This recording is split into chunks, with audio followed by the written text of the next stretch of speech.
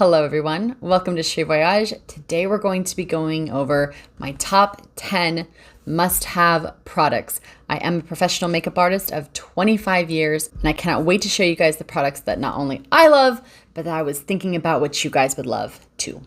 All right, let's get started. All right, so first product is the Charlotte Tilbury Hollywood Flawless Filter. I absolutely love this product. I talk about it all the time and it is meant for all over the face, but it is fantastic for under the eye area. How I apply it is I put just a swatch right under the eye here. Make sure that you are really applying this on that line right here and bring it in a little bit on the inner corner of the eye and right by the side of the nose, simply because that's where the veins are. Now feel free to just take your finger and blend by tapping or by pressing and rolling. Just be very gentle when it comes to under the eye area because you do not want to be pulling and tugging on that area because it's such thin skin and we do age the fastest on our under eye area, our neck, and the back of our hands. Now I'm hoping that the camera is picking up just how much brightening this does underneath the eye. As you can see, as I turn my head, there's a subtle shimmer, which the concealer will knock some of that shimmer back while still creating a kind of a halo bright effect around under the eye area. But do you see how much it brightens just that shadow that sits there normally? Feel free to use this as an eraser anywhere on the face. I like to go through here, a little on my chin, a little on the outside of the eye area. Use it where you want to add a focal point or attention to, or where you want to erase shadowing.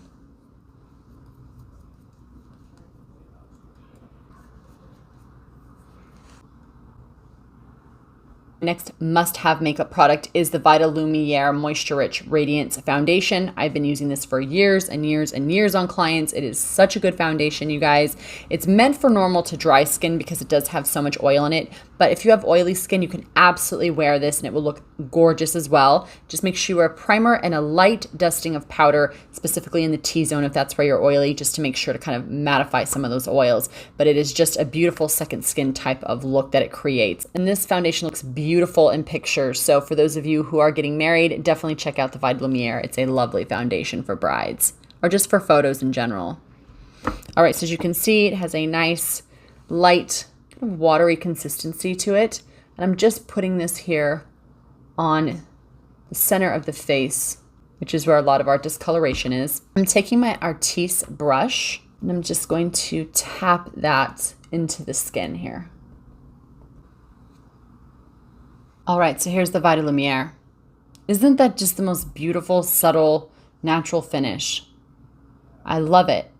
Love it, love it, love it. And being in my 40s, it's really important for me to use something that just creates a really light finish so it doesn't settle into any pores, fine lines, marionette lines, forehead lines, and just look very, very natural. So think if you're younger, it's gonna look stunning on you if you don't have any concerns. And if you're older, it's just gonna soften everything. So great foundation overall. It's definitely a go-to for me, a must-have. All right, must-have product number 3 that is the best contour I have ever used in my 25-year career is the Westman Atelier Contour Stick. Now, why I love it so much, and for those of you that watch my channel, probably know this already, but that it is the gray undertone that sits in this contour stick. So what I love to do with this is, of course, sculpt and contour the face. I'm gonna go ahead and show you guys how to do that. I just go from the top of my ear to the outer corner of my eye, stop there. You can go on the side of the nose, under the lip, and the side of the temple. You can even go in the crease here of your eye socket to create a natural shadow. I'll take the foundation brush that I just used with the Vita Lumire, and that's the Artiste brush. Just take the tip of the brush, basically soften or blend it into the skin, and then I work up at an angle, flicking it upwards with my wrist here, just tiny little flicks. If it feels like it's getting too solid, I'll use the flat part of my brush very lightly and just kind of lightly blend the edges here. Same exact motion as what I did before. I'm using the tip of the brush and just blending it with little flicks into the hairline, going back in using the flat part of the brush, making sure it's nice and blended. From there, you just take the tip of the brush again and just work little sections outward. And I like to take the edge, just make sure it's nice and blended. Side of the nose, I just tap it on the flat part of the brush here. And then we're going to lightly brush this back and forth under the nose. If you're wondering why I do it under the nose, it helps to kind of shorten the length just a bit to kind of give a better proportion to the face. And then under the lip helps to create a fullness to the bottom lip here. Because remember, dark pulls things back, light brings things forward. So the dark under here pulls this back so that the part of the lip that's lighter is going to come out forward this way.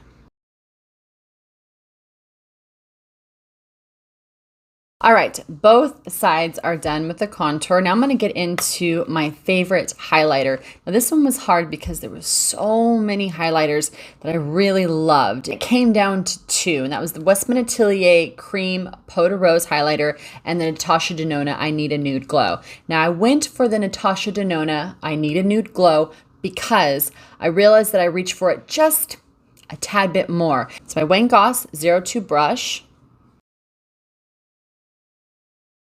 Love to use this on the nose because it just looks really natural. It's not over the top. The Cupid's bow for highlighting this area here, under the chin a bit, top of the brow lightly.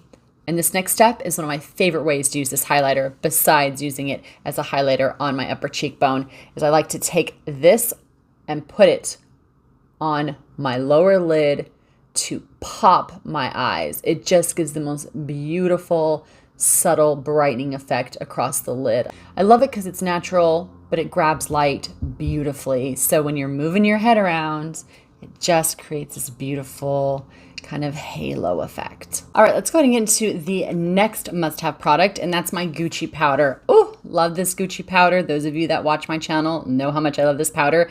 Now, it was very hard to pick between this one and my Chantecaille powder because I am leaning towards this as much, if not a bit more, than my Gucci because of its convenience. They're both very similar in nature, but this one, my Chantecaille, has this convenient brush that I can quickly put this on, and it is great for my handbag.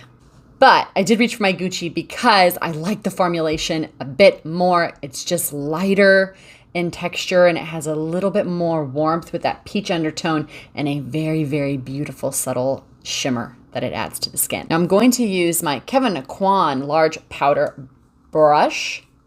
Now there's very little on the brush because I don't like to have too much powder, otherwise it'll make the makeup that I just laid down look heavy and cakey. So less is more. It's easier to add than to take away.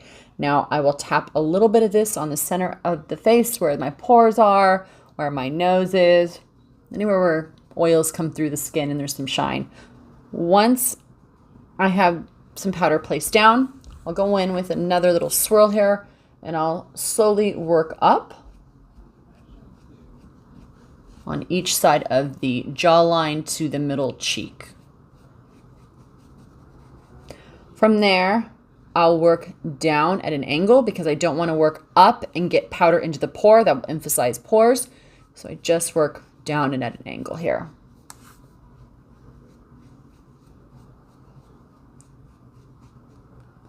Whatever's left over, I drag underneath the eye area here. Very, very lightly. You don't want a heavy, cakey look under the eye area.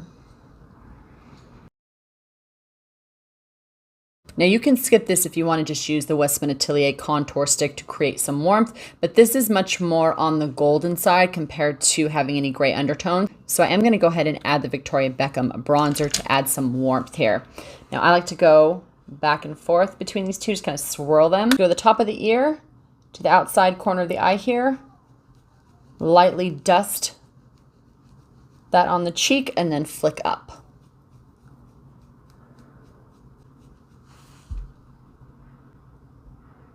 So that added some lovely warmth there. On the nose here. I like to go down the nose and work on each side, and then create a soft C with whatever's left on the brush. Bring it all together. You can take whatever's left over and add a little to the forehead too. And finally a little on the chin. We're nice and warm and bronzed, so I'm going to go ahead now and head into my favorite blush. These Hourglass Vanish Sticks are great on top of makeup or just on bare skin.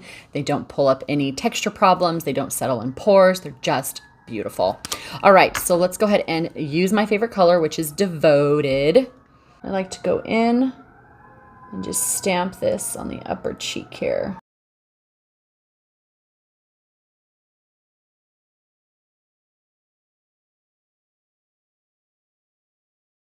So here we are, nice and rosy with a bit of a bronze summer warm kind of look. Let me know what you guys think of this complexion. I know it's a little warmer than I normally do, but in fall and winter, I'll probably kick back more on the bronzer. But for these summer months, this is like one of my favorite go-to looks.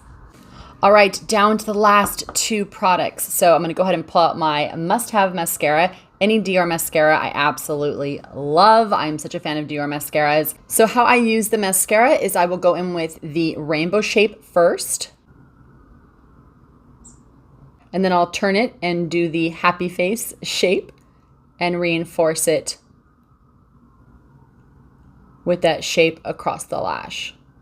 If you use the tip of the mascara that usually has the most product on it because it goes into the tube and usually there's a lot of mascara down here, you can use it on the outer edge and it will emphasize a cat eye or a fanned almond shaped eye look. If you take that mascara and put it just at the center, it will create a more wide awake look in the middle of the eye, which kind of opens the eye up.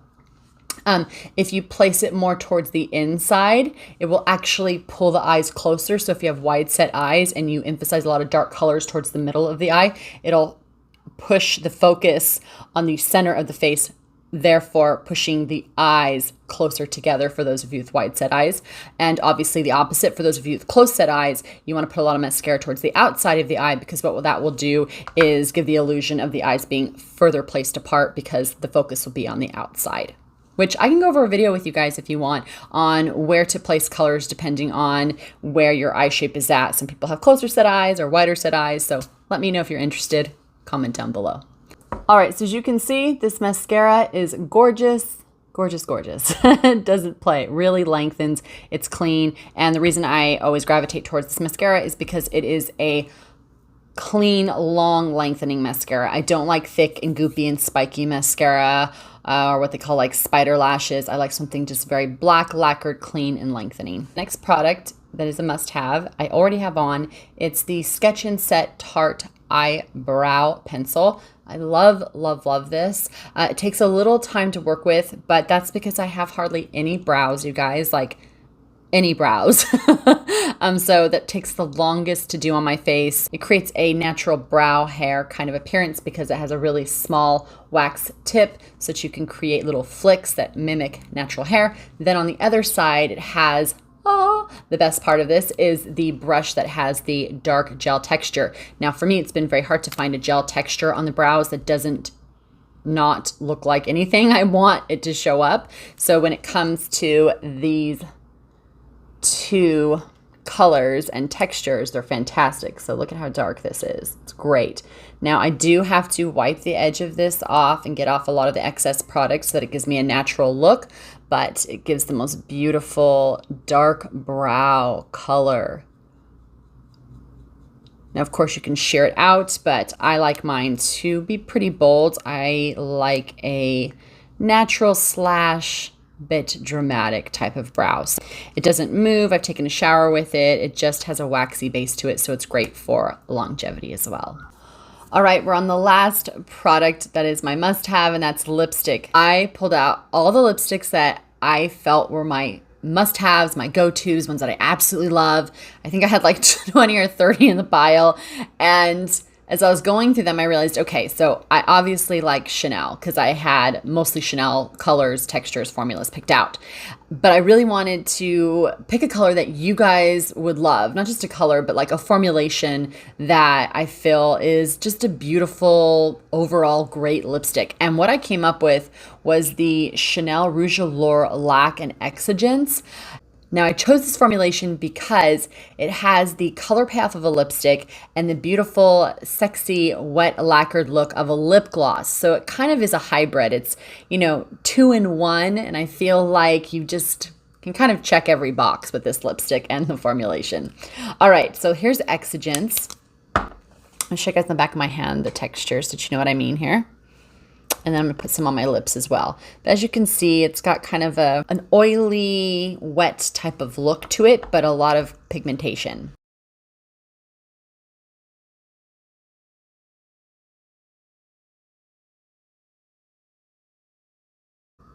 And they're buildable, so you can make them very sheer, or you can work up and create something that is much more pigmented and bold looking. I mean, come on, look at that finish. It's like the perfect lipstick slash gloss slash hydrator.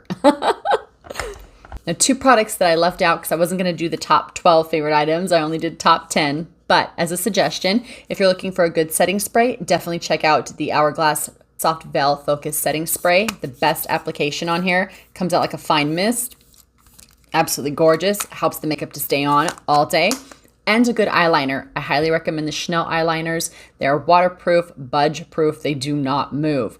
If you want something a little sexier, a little more rock and roll, a little bit more easeability with smearing around the eye area, is the Victoria Beckham Kajol eyeliners. Those 2 are my absolute favorites. Wanted to also add that doing this video, I pulled out so many products looking for my must-haves or favorite products to share with you that I want to do a second video called Second Runners Up or Best of Part 2 because there were products that were so close in me choosing which one I liked a little bit more than the other. It was just a fraction or a hair, one that I like just a bit more. So I think I'm going to go ahead and do another video for you guys on, you know, my second runner-up or close favorites. Let me know if you guys would like to see that. Comment down below.